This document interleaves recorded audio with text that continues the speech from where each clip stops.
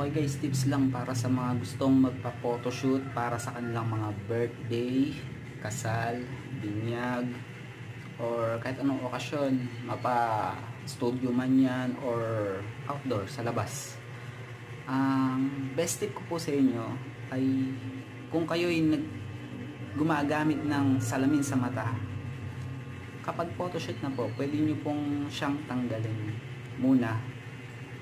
Tapos sa kanya na lang ibalik pagtapos na yung photoshoot, kasi yung salamin po guys is nagbabounce po kasi yung liwanag galing sa ng shutter camera, galing sa flash ng camera, tumatama doon sa may pinaka shades, nagre-reflect ngayon yung liwanag na yun doon sa camera, kaya pag in-output nyo po yung picture, parang mapapansin nyo minsan sa bandang mata niya, sa may salamin niya, parang napakaliwanag nung parang hindi tama, hindi maganda, basta hindi po siya magandang tingnan at parang hindi rin professional na magsuot ng salamin kapag may photoshoot.